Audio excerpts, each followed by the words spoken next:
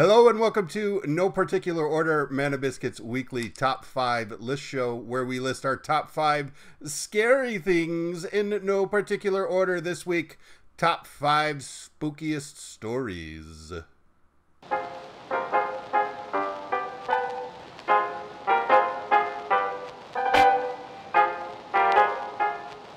Okay, as always, we're going to get right into the list. These are our top 5 spookiest stories, some urban legends, some short stories, some elements of maybe a longer book or something like that. I don't know. We'll find out when we get to the list. Let's go with TJ this week. TJ, you're up first. All right. My first on my list is from Scary Stories to Tell in the Dark, which I'm sure scarred a number of us when we were children. And it's the red spot where the girl has the blemish that turns out that a spider had laid eggs in her face and they hatched out. And it was horrifying to me. And even as an adult, knowing that that doesn't happen, that's not how spiders lay eggs, it's still freaky. The next on my list is obvious for me because it's all of the urban legends that tie into alien abduction. Like, it's a really prolific genre of scary story, especially in the modern era, and given my just extreme fear of aliens and abductions thereof. Well, you know, depends on the person. He doesn't fear the butt stuff. It had to be on my list. Not the butt stuff, the alien abduction. Next is a local urban legend around here that I got told, 15 years ago, about a local stretch of road where you will find yourself driving along late at night and there will be a car will come at you with its brights on and then swerve at you and disappear like ghost cars. And, you know, it's one of those silly things, but I like knowing that no matter where you're at, there's going to be those kind of urban legends. So I put it on my list just to show how ubiquitous they are. The next one is a creepypasta off the internet called Gateway of the Mind, about a group of scientists who decide to cut off an old man's senses via surgery in the hope that he'll be able to talk to God once he's no longer distracted by his senses and the horrible things that he comes back to say. And then my final one is a section or a layer within a layer within a story within a layer of a book called House of Leaves. In particular, the Navidson record, which is what like the seed of the story kind of is. Because the story is about a young man who finds a manuscript of a book that is describing this video of a gentleman who discovers his house is a non-Euclidean horror thing full of labyrinths and terror. And the whole book was pretty good. It was weird and unsettling, but I spent a lot of the time when it was going through the other layers of the story just wishing it would tell me more about the house. So that stuck with me. And that is my top 5 in no particular order. All right. Jay, we're going to save you for last this week. Sweet.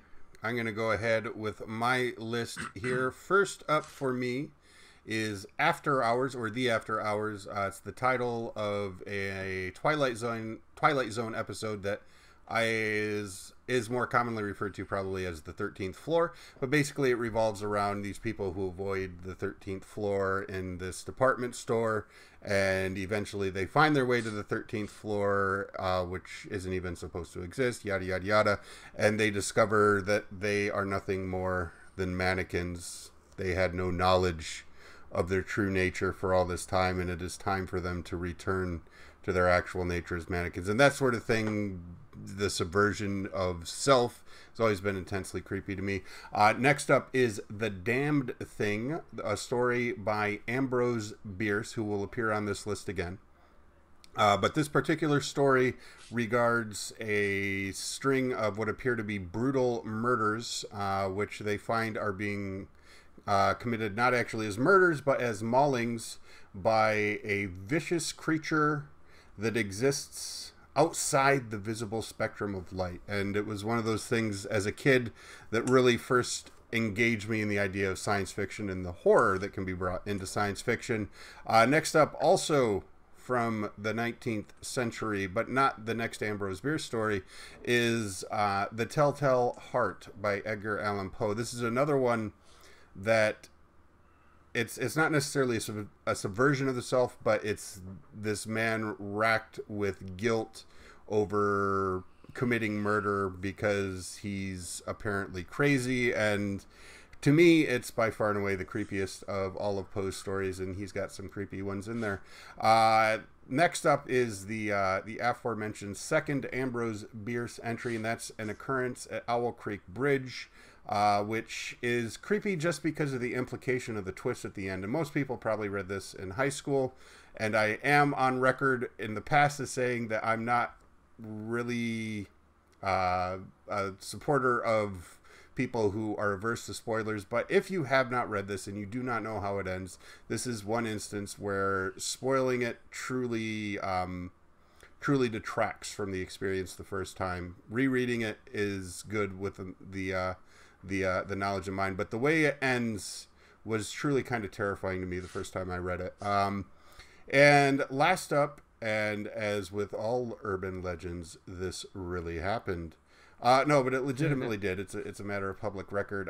Missile Command, the creator of Missile Command, was creating in the 80s an arcade game which Atari wanted to be popular and keep people putting in quarters like all arcade games was, but he decided to tackle the theme of the Cold War.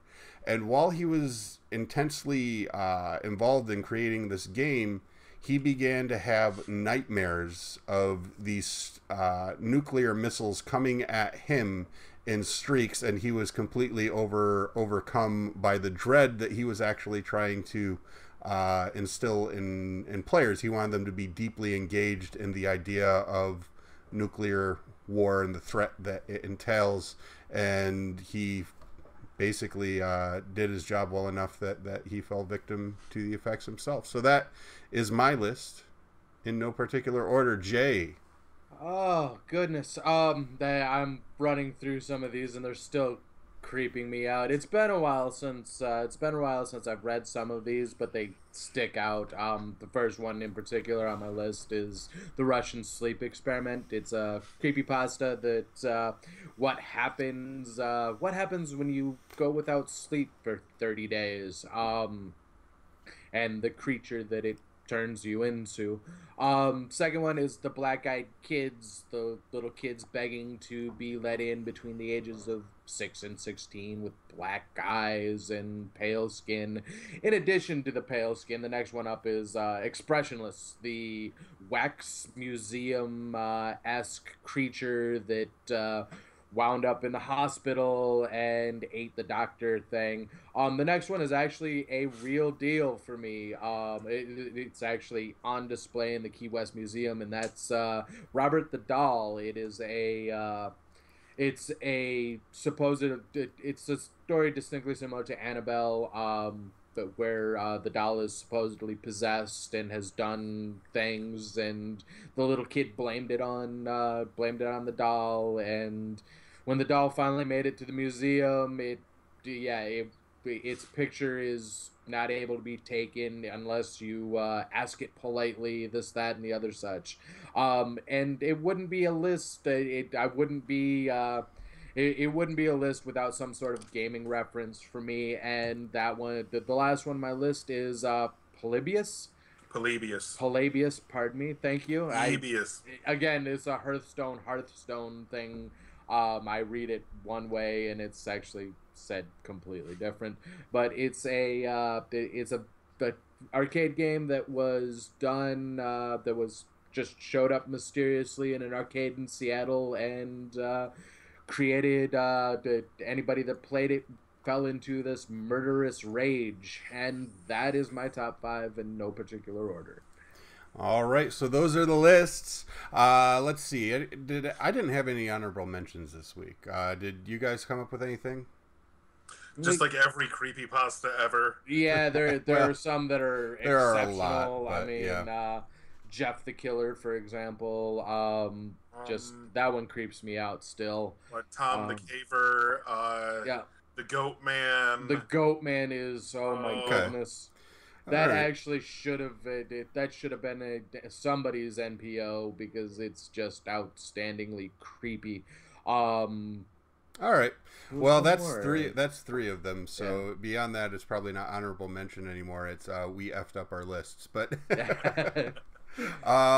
so let's take our top five of the top five here. I will submit for mine The Damned Thing. Something about an invisible killer. They did make a popular series of films about that beginning in the 1980s as well, with the Predator series. But let's see, Jay. I will take off a TJ's List, House of Leaves. It was the book as a whole was outstanding, and it creeped me out when I first read it. And it's just such an extraordinary, it's a work of art. If you haven't read it, read it. Don't try to download it for a Kindle or something. You need to have a physical copy in your hands, because the way he experimented with the layout of pages, there's pages you can't read unless you put it up against a mirror. There's pages that are printed in spirals, so you have to turn the book as you go. It really delves into madness in a fascinating way. Okay. All right. Well, that's three. Is that three? That's two. That's two. That's two. Boy, we got our work cut out for us. Alien abductions. Yes. Doesn't scare the rest of us like it does you. Well, no, having grown up in rural areas and looking at the sky at night, I had my fair share of moments where I was like, let's see, the